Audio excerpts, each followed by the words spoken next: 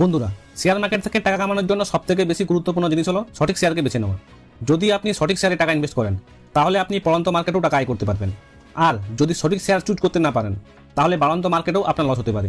সেই জন্য আমি আপনাদের এই ভিডিওতে বলবো যে কিভাবে আপনি সঠিক শেয়ার বাঁচতে পারবেন। বেসিক্যালি আমি আপনাদের ফান্ডামেন্টাল অ্যানালিসিস করা শেখাবো এবং তার সাথে সাথে প্র্যাকটিক্যালি লাইভ স্টক সিলেক্ট করে দেখাবো। তাই ভিডিওটিকে অবশ্যই শেষ পর্যন্ত দেখবেন। সঠিক স্টককে বাছার আগে সবথেকে প্রথমে যে জিনিস আমাদের দেখতে হয় তা হলো ওই কোম্পানি কী ধরনের বিজনেস করে এবং ওই কোম্পানির গ্রো হতে কতটা চান্স রয়েছে। কারণ আপনি ওই স্টক থেকেই টাকা আয় করতে পারবেন যদি কোম্পানি পরবর্তীতে গ্রো হতে পারে। আর যদি আপনি এমন কোম্পানিতে টাকা ইনভেস্ট করেন যার ফান্ডামেন্টাল খুব ভালো কিন্তু মনে হচ্ছে ওই কোম্পানি ভবিষ্যতে বন্ধ হতে পারে, কম হতে পারে, তাহলে ওই কোম্পানিতে আপনার লসই হবে। তাই সবথেকে প্রথমে আপনাকে কমন সেন্স ইউজ করতে হবে। এর একটি এক্সাম্পল আপনাদের দিয়ে দিই। আজকের সময়ে যদি আপনি প্লাস্টিক প্রস্তুতকারী কোম্পানিতে আপনার টাকা ইনভেস্ট করেন তাহলে যেখানে সারা বিশ্বব্যাপী প্লাস্টিককে ব্যান করা হচ্ছে তার অল্টারনেটিভ ভাবা হচ্ছে। তাই এই বিজনেস ভবিষ্যতে কমই হবে আর গ্রো না হলে আপনি টাকা আয় করতেই পারবেন না। আর যদি আপনি এমন কোম্পানিতে ইনভেস্ট করেন যেটি আইটি সেক্টরের উপর কাজ করছে আর এই কোম্পানি ভবিষ্যতে গ্রো হতে পারে আর এখান থেকে আপনি টাকা আয় করতে পারবেন, কারণ এই কোম্পানি গ্রো হওয়ার ক্ষেত্রে পসিবিলিটি রয়েছে। তাই সবার প্রথমে বিজনেস সিলেক্ট করার সময় আপনাকে কমন সেন্স ইউজ করতে হবে। আর দ্বিতীয়ত যে জিনিসটা আপনাকে দেখতে হবে তা হলো মার্কেট ক্যাপিটালাইজেশন, অর্থাৎ ওই কোম্পানি কত বড় যেখানে আপনি টাকা ইনভেস্ট করতে যাচ্ছেন। এইবার এখানে তিনটি ক্যাটাগরি হয়ে থাকে। একটি হলো লার্জ ক্যাপ, দ্বিতীয়টি হলো মিড ক্যাপ এবং সব থেকে যেটি ছোট হয়ে থাকে সেটি হলো স্মল ক্যাপ কোম্পানি। এখানে যে স্মল ক্যাপ কোম্পানিগুলি রয়েছে এখানে অনেক বেশি গ্রো হওয়ার অপরচুনিটি থেকে থাকে। যদি কোনো কোম্পানি আজ 1000 কোটির, আগামীতে সে 10,000 কোটির এবং আরও ভবিষ্যতে সে 1 লাখ কোটির কোম্পানি হতে পারে। তাই এখানে আপনার টাকা 100 গুণ হওয়ার চান্সও থাকে। কিন্তু স্মল ক্যাপ কোম্পানিতে রিস্কও অনেক হাই থাকে। যদি কোনো কোম্পানি 1000-2000 কোটির কোম্পানি আর ওই কোম্পানির যদি বড় ধরনের লস হয়ে যায়, হতে পারে ওই কোম্পানি ভবিষ্যতে বন্ধ হয়ে যেতেও পারে। তাই এখানে আপনার টাকাও অনেক রিস্কে থাকে। আর যদি আপনি লার্জ ক্যাপ কোম্পানিতে ইনভেস্ট করেন যার মার্কেট ক্যাপিটালাইজেশন 20,000 কোটি থেকে বেশি, তাহলে এখানে আপনার টাকা অনেক কম রিস্কে থাকে। কারণ ওই কোম্পানির সাথে যদি কোনো বড় ঘটনা ঘটে যায় তাহলেও ওই কোম্পানি নিজেকে আবার গ্রো করতে পারে আর সেখানে ওই কোম্পানি আপনাকে তেমন বেশি রিটার্ন দিতে পারবে না। হতে পারে ওই কোম্পানি আপনাকে 2 গুণ 4 গুণ টাকা দিতে পারবে। কিন্তু যদি আপনি চান যে 100 গুণ রিটার্ন, তাহলে এত পরিমাণ রিটার্ন পাওয়ার ক্ষেত্রে চান্সেস অনেক কম হয়ে থাকে। আর যদি আপনি মিড ক্যাপ কোম্পানিগুলোতে টাকা ইনভেস্ট করেন তাহলে সেখানে স্মল ক্যাপ কোম্পানিগুলোর থেকে রিস্ক কম থাকে এবং লার্জ ক্যাপ কোম্পানিগুলোর থেকে রিস্ক বেশি থাকে। আর রিটার্নও স্মল ক্যাপ কোম্পানিগুলোর থেকে কম এবং লার্জ ক্যাপ কোম্পানিগুলোর থেকে কিছুটা বেশি পেতে পারেন। এখন আপনি কোম্পানির বিজনেস টাইপ দেখে নিয়েছেন, মার্কেট ক্যাপিটালাইজেশন দেখে নিয়েছেন। এইবার আপনাকে দেখতে হবে ওই কোম্পানির প্রফিট কতটা হচ্ছে। ওই কোম্পানির প্রফিট কি প্রতি বছর বাড়ছে না সময়ের সাথে সাথে কমে যাচ্ছে, না ম্যান্ডেট রয়েছে।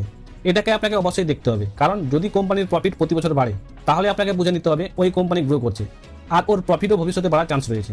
আর প্রফিট যদি বাড়তে থাকে তাহলে প্রাইসও বাড়বে আর আপনার বেনিফিটও হবে।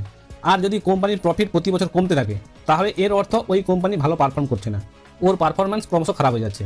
আর পারফরম্যান্স যেহেতু খারাপ হচ্ছে তাহলে ওই কোম্পানিতে ইনভেস্ট করলে চলবে না।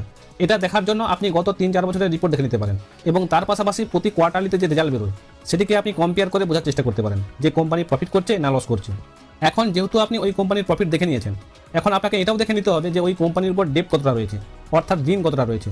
এরকম নয় তো ওই কোম্পানি 10,000 কোটির কিন্তু তার উপর 20,000 কোটির দেনা রয়েছে। যদি ওই কোম্পানি এই ধরনের হয়ে থাকে তাহলে সেখানে রিস্ক বেশি থাকে। তাই জেনারেলি আপনাকে ওই ধরনের কোম্পানি সিলেক্ট করতে হবে যার ঋণ মার্কেট ক্যাপের থেকে কম হওয়া দরকার, তার থেকে যেন বেশি না হয়। এখন পর্যন্ত আপনি কোম্পানির সম্বন্ধে অনেক গুরুত্বপূর্ণ ডিটেলস চেক করলেন। এইবার আপনাকে ওই কোম্পানির কিছু ফাইন্যান্সিয়ালও দেখতে হবে, যেমন return on equity. Return on ইকুইটিকে আপনি ওই সেক্টরের আরও কোম্পানির সাথে কম্পেয়ার করে দেখতে পারেন। আমি আপনাদের সহজ করে বলি, যদি কোম্পানির রিটার্ন অন ইকুইটি 15 থেকে বেশি হয় তাহলে সেটাকে ভালো বলে মনে করা হয়। এইরকমই আপনাকে এর রিটার্ন অন ক্যাপিটাল এমপ্লয়েড দেখতে হবে। যদি কোম্পানির রিটার্ন অন ক্যাপিটাল এমপ্লয়েড অর্থাৎ ROCE 20 থেকে বেশি হয় তাহলে সেটাকে ভালো বলে মনে করা হয়। এখন হয়তো আপনার এটাকে খুব ডিফিকাল্ট বলে মনে হচ্ছে, কিন্তু ঘাবড়াবেন না, আপনাদের সুবিধার্থে এই ভিডিও শেষে আপনাদের প্র্যাকটিক্যাল করে দেখাবো। এখন যেটা আপনাদের দেখতে হবে সেটি হলো ফ্রি ক্যাশ ফ্লো, অর্থাৎ কোম্পানির কাছে কতটা এক্সট্রা অ্যামাউন্ট রয়েছে যেটাকে সে ইউজ করতে পারে নিজেকে গ্রো করার জন্য, ডিভিডেন্ড দেওয়ার জন্য এবং আরও অনেক কাজের জন্য। তাই আপনি যে কোম্পানিকে সিলেক্ট করছেন তার কাছে ফ্রি ক্যাশ ফ্লোটাও থাকা দরকার। এইবার নেক্সট যে জিনিসটা আপনাদের দেখতে হবে সেটি হলো প্রমোটার্স হোল্ডিং। প্রমোটার্স তারাই হন যারা ওই কোম্পানিকে বানিয়েছেন। আমার মতে আপনাদের ওই কোম্পানিগুলিকে অ্যাভয়েড করা দরকার যেই কোম্পানিগুলিতে প্রমোটার্স হোল্ডিং 45%-এর কম রয়েছে। এইবার নেক্সট যে ডিটেলস আপনাদের দেখতে হবে সেটি হলো PE রেশিও, অর্থাৎ price earning ratio. PE ratio generally ওই সেক্টরের অন্যান্য কোম্পানির সঙ্গে কম্পেয়ার করে দেখা হয়। যদি আমি আপনাদের সহজ করে বলি, কোম্পানির PE রেশিও যতটা কম হবে ততটাই ভালো বলে মনে করা হয়। আর এটাও মনে করা হয় যে ওই কোম্পানি গ্রো হওয়ার চান্সেসও রয়েছে। কিন্তু এই PE রেশিও নেগেটিভ হলে চলবে না বা খুব কম হলেও চলবে না। নেক্সট আপনি ওই কোম্পানির EPSও দেখতে পারেন, অর্থাৎ আর্নিং পার শেয়ার। যতটাই বেশি আর্নিং পার শেয়ার হবে ততটাই ভালো বলে মনে করা হয়। এছাড়াও আরও অনেক ডিটেলস রয়েছে যেগুলোকে আপনি চেক করতে পারেন, কিন্তু যদি আপনি এতটাই চেক করেন তাহলেও আপনি ভালো স্টক সিলেক্ট করতে পারবেন। চলুন এইবার আমরা একে প্র্যাকটিক্যালি করে দেখি। তো বন্ধুরা, স্টক সিলেক্ট করার আগে আপনাদের tickertape.in এ যেতে হবে। এখানে আপনাকে টিকারটেপের এই অপশন থেকে স্টক স্ক্যানারে যেতে হবে। এখানে ক্লিক করলেই আপনাদের সামনে এমন ধরনের পেজ খুলে যাবে। এইবার এখানে আপনাকে ওই সমস্ত ফিল্টার লাগাতে হবে যেগুলিকে আমি ডিসকাস করলাম। এখানে শুরুতেই আপনি কিছু স্টক দেখতে পাচ্ছেন, কারণ আগে থেকে কিছু ফিল্টার্স লাগানো রয়েছে। সবার প্রথমে আমি আপনাদের বলেছিলাম মার্কেট ক্যাপিটালাইজেশন। এখানে আপনি চাইলে সেক্টরও দেখতে পারেন। এখানে আমরা লার্জ ক্যাপ কোম্পানিগুলো দেখে নিই যাদের মার্কেট ক্যাপিটালাইজেশন 20,000 কোটির বেশি রয়েছে। এখানে লার্জ ক্যাপের উপর ক্লিক করতেই এখানে সমস্ত লার্জ ক্যাপ কোম্পানিগুলি এসে গেছে, কিন্তু এখানে মার্কেট ক্যাপ কিছুটা বেশি দেখানোর জন্য এখানে আমি 20,000 করে দিচ্ছি। এছাড়াও এখানে আপনি চান তো সেক্টর ওয়াইজ স্টকও সিলেক্ট করতে পারেন। এখানে আপনি অনেক ধরনের সেক্টর পেয়ে যাবেন, কিন্তু এখানে আমি কেবলমাত্র বোঝানোর জন্য দেখাচ্ছি। এখানে কিছুটা নিচের দিকে গেলে আপনি ক্লোজ প্রাইসের অপশন দেখতে পাবেন, অর্থাৎ ওই শেয়ারের প্রাইস কতটা হওয়া দরকার। যদি আপনার বেশি প্রাইসের শেয়ার দরকার হয় তাহলে হাইতে ক্লিক করুন। আমি এখানে মিড সিলেক্ট করে নিচ্ছি।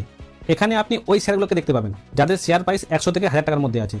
এখন সাইডে আপনি যেই শেয়ারগুলোকে দেখতে পাচ্ছেন তাদের শেয়ার প্রাইস 100 থেকে 1000 টাকার মধ্যে রয়েছে। এখন একটু নিচের দিকে গেলে পি রেশিও দেখাচ্ছে। একটু আগে আমি আপনাদের পি রেশিওর সম্বন্ধে বলেছি। পি রেশিও খুব বেশি হলেও চলবে না, আবার খুব কম হলেও চলবে না। তাই এখানে আমি মিড সিলেক্ট করে নিচ্ছি। এখন এখানে তেমন একটা ফিল্টার দেখতে পাওয়া যাচ্ছে না, তাই এখানে যে অ্যাড ফিল্টার অপশন রয়েছে এটার উপর ক্লিক করে দিতে হবে। যখনই আপনি এর উপর ক্লিক করবেন তখন এখানে আপনি অনেক ধরনের ফিল্টার্স দেখতে পাবেন, সেগুলিকে আপনি ইউজ করতে পারেন। আমি আপনাদের যেই ডিটেলসগুলো বলেছিলাম সেই সমস্ত ফিল্টার্সগুলোকে এখানে আপনি অ্যাড করে নেবেন। যেমন কি আমি আপনাদের রিটার্ন অন ইকুইটি বলেছিলাম, তাই এর উপর এখানে টিক করে দিতে হবে। এরপর আমি আপনাদের রিটার্ন অন ক্যাপিটাল এমপ্লয়েড বলেছিলাম, তাই এর উপর আপনাকে টিক করে দিতে হবে। এইভাবে যতগুলি ডিটেলস আমি আপনাদের বলেছিলাম সেই সমস্ত ডিটেলস এখানে সিলেক্ট করে নিতে হবে। আর যদি আপনি কোনো ফিল্টার্স খুঁজে না পান তাহলে উপরে আপনি সার্চ ফর ফিল্টার্স অপশন দেখতে পাচ্ছেন। এখানে আপনাকে ক্লিক করে দিতে হবে এবং ওই ফিল্টারকে সার্চ করে নিতে হবে। এখানে আমি ফ্রি ক্যাশ ফ্লো সার্চ করছি। যখনই আমি ফ্রি লিখলাম তখনই ফ্রি ক্যাশ ফ্লো এসে গেছে, তাই এটাকে আমি সিলেক্ট করে নিচ্ছি। এখন আমি প্রায় সবগুলো ফিল্টার্স নিয়ে নিয়েছি, তাই এখানে আমি ডানের উপর ক্লিক করে দিচ্ছি। এখন ফিল্টার্সগুলো অ্যাড হয়ে গেছে। এইবার এখানে আমরা পি রেশিও পর্যন্ত অ্যাড করে নিয়েছিলাম। এখন আমরা রিটার্ন অন ইকুইটি সিলেক্ট করে নিচ্ছি। এখন আমাদের যে রিটার্ন অন ইকুইটি হওয়া দরকার তা হাই হওয়া দরকার। যতটা বেশি হাই হবে ততটাই ভালো হবে। এখন নেক্সট অপশন হলো debt to equity. Debt to equity যতটা কম হবে ততটাই ভালো হয়ে থাকে, কারণ দেনা যতটা সম্ভব কম হওয়া প্রয়োজন। তাই এর জন্য আমি লো সিলেক্ট করে নিচ্ছি। যেই মাত্র আমি লো সিলেক্ট করলাম কেবলমাত্র 4টি স্টক এসেছে। আর যদি আমি হাইয়েতে ক্লিক করি তাহলে এখানে আপনি কেবলমাত্র ওই কোম্পানিগুলি দেখতে পাবেন যার লোন বেশি রয়েছে। তাই এখানে আমি লো সিলেক্ট করে নিচ্ছি। এরপর আমাদের কাছে আসছে প্রমোটার হোল্ডিংয়ের অপশন। আমার মতে প্রমোটার হোল্ডিং 40 বা 50% বেশি হওয়া দরকার, তাই এখানে আমি 40 to 100-র মধ্যে সিলেক্ট করে নিচ্ছি।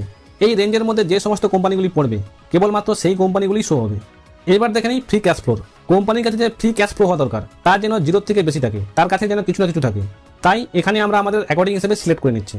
এইবার কথা বলে নেই রিটার্ন অন ক্যাপিটাল এমপ্লয়েডের, অর্থাৎ আরওসি হাই হওয়া দরকার, তাই এখানে আমি হাই সিলেক্ট করে নিচ্ছি। এখন যেহেতু সমস্ত ফিল্টার্স লাগিয়ে দিয়েছি তাই কেবলমাত্র এতগুলি স্টক দেখতে পাচ্ছেন। এখন আপনি এই স্টকগুলোকে আরও ডেপথে গিয়ে ফান্ডামেন্টাল চেক করতে পারেন, যেমন কোম্পানি টোটাল রেভিনিউ কেমন, টোটাল ইনকাম কত, টোটাল অ্যাসেট কত, লাইবিলিটিস কেমন রয়েছে, ইত্যাদি ইত্যাদি। এখন এই কোম্পানিগুলিকে একটি একটি করে ওপেন করে এর ফাইন্যান্সিয়াল স্ট্যাটাস, হোল্ডিংস, নিউজ ইত্যাদি দেখতে পাবেন। এইভাবে আপনি টিকারটেপকে ইউজ করে আপনি যে কোনো শেয়ারের ফান্ডামেন্টালকে অ্যানালিসিস করতে পারবেন। আই হোপ আজকের ভিডিওটি আপনাদের ভালো লেগেছে। যদি ভিডিওটি ভালো লেগে থাকে তাহলে একটা লাইক দিন।